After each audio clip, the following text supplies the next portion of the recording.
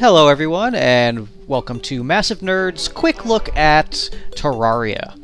Now, Terraria has been described by myself and many others as a 16-bit Minecraft, and that's a reasonably fair assessment. It does have an awful lot in common with Minecraft. As you can see, I've got a nice little town here that I built, populated with various NPCs. We'll come back to that in a second. And it features that same building aspect of Minecraft, as well as the having to go out and, yes, mine. You have to go gather your raw materials, and then come back and build cool stuff with it. The main difference is Minecraft has, obviously, the much better building part of the games. It's just a great toolbox. You can do a lot of cool stuff with it. However, on its own, I think Terraria is the better actual game. There's more gameplay to it for me. As you can see here, I'm interacting with several NPCs that have come to my town just through various actions I've performed. In order to get NPCs to show up, aside from the stupid little guide guy here who gives you some nice newbie tips and then just gets in your way for the rest of the game. But in order to get the various NPCs to show up, you have to reach certain criteria. First of all, they each need a house to live in, or at least a room with doors, furniture, light sources, and whatnot. You see I have a merchant here. He'll show up if I have enough money. Demolitionist is once I gain explosives, and then there's also a nurse once I increase my maximum health to a point. And that's really what I'm liking about Terraria, is, you know, you can do stuff. It's not just building. It's going out into the world, it's adventuring, there's a lot of great loot, boss fights, dungeons to crawl. It's not a build-your-own fun simulator like Minecraft is, really. So I'm just going to give everybody a quick look at what the game can do. If you want more in-depth coverage, there's plenty of professional casters out there who can probably do a much better job than I can. But I just wanted to give a quick little look for the website. First, let's take a look at the interface. As you can see here at the top of the screen, we have a hotbar with 10 slots, and you can put whatever 10 things you want in there. Press the escape key to open your inventory. And you can just, you know, move stuff around to where you want them. It's very simple. It's activated using the number keys 1 through 0, as well as you can use your mouse scroll to go through it, or you can just flat out click on the item you want. The game features melee weapons. Right now I have a silver broadsword, as well as ranged weapons. I have an iron bow. Nice thing about the bows is once the arrows land, there's a chance you could recollect them. Let's see if I can actually get one. No, they keep dying. Okay. You see, that one went short, and it didn't take that much damage, so I can recollect it. Aside from that, you have your tools. You have your mining picks, which, well, it's exactly what you'd expect it to be. It's a mining pick. Now, you can't just straight up mine everywhere.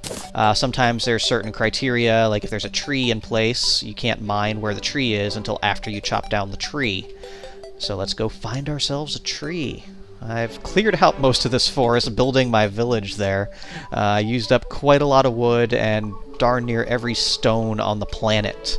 And the planets are randomly generated. That's pretty cool. So you see here's a tree. We'll just switch to our axe, and we can chop down the tree. And you can upgrade your weapons as the game goes on, as well as your tools. The fancier metals you make it out of, the better they will be.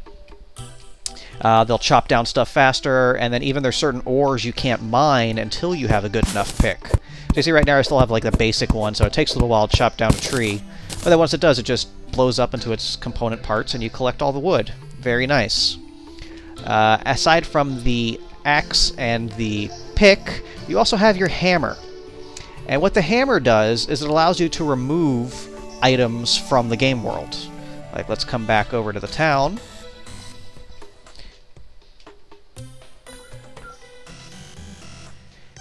And I have this little wooden platform I've set up here, so we're going to use the hammer on the platform. And it goes away. But it does come back into your inventory. Anything you use with the hammer, you can then pick back up and place back into the world again. It's very useful for clearing out these background areas. You see I've dug through here, but the dirt is still in the background, so you have to use your hammer to clear out the background. It's how you get a very nice looking town like this with the open air in the back. I had to dig this all out. It was all dirt. And then I went through and I made my own walls for the back.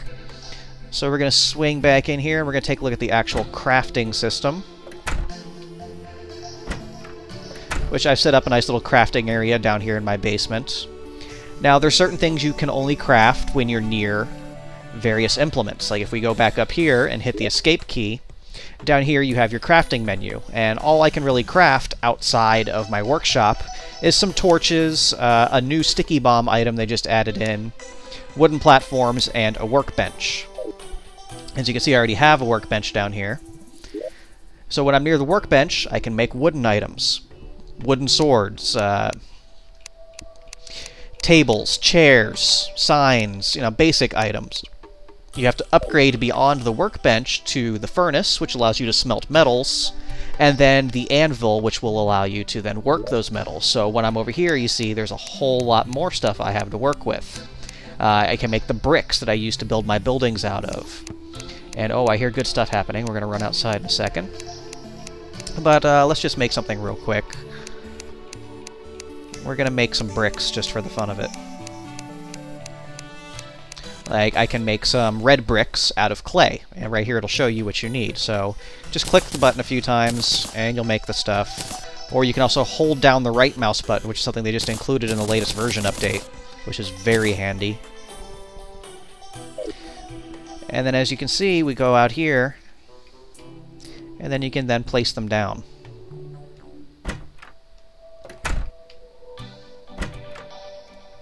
So I just go into my inventory, I grab the bricks, put them there,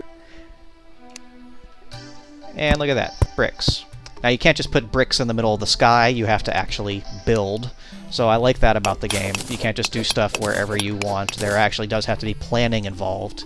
And believe me, it took an awful lot of planning to craft my little town here for all my NPCs. I think I worked on this for about 3 hours last night. If you're following me on Twitter, you saw all kinds of interesting stuff. I had some friends messaging me, what exactly is a zombie pit? Yeah, I heard the falling star out here, so I just wanted to grab that. Well, this is a zombie pit. I'm not going to jump down there because it's a pain to get out.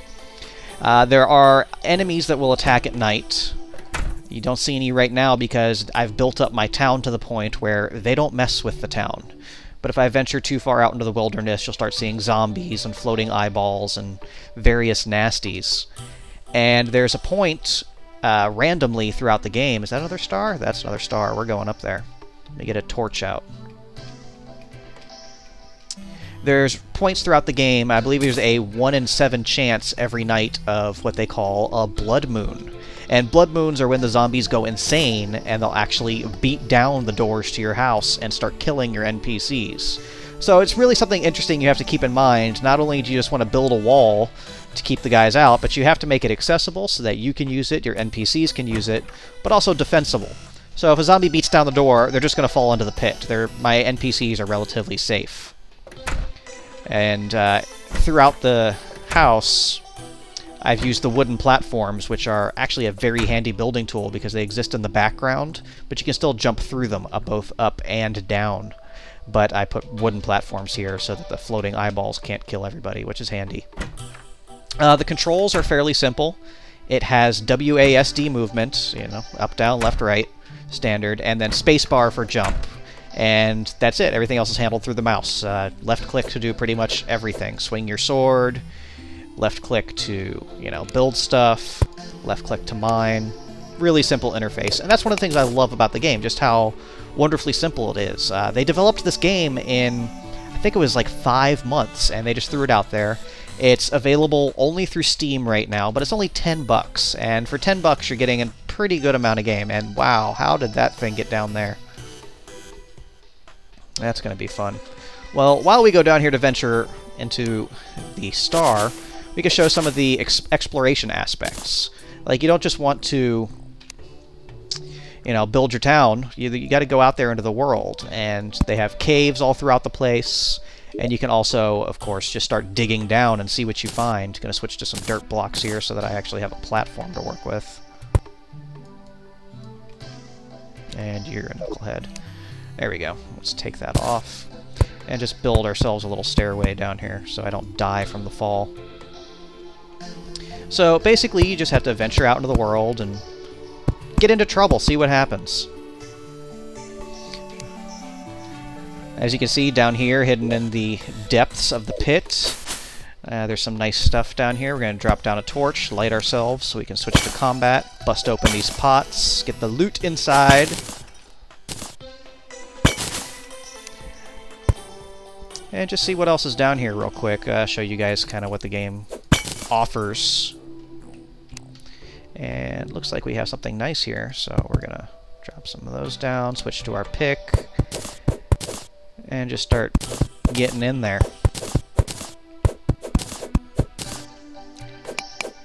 Yep, we've got some iron in here. Iron is very handy for building.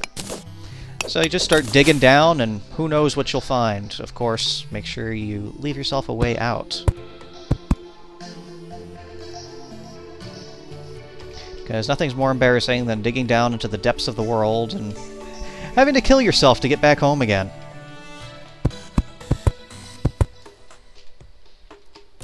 So as you're going through the depths of the world, there's all kinds of interesting stuff to find.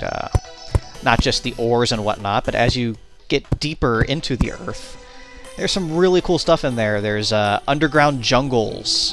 You can actually go straight into hell, believe it or not, to the underworld, where there's some really crazy monsters down there, but also you get some nice ores that you can't get anywhere else. There's castles floating in the sky.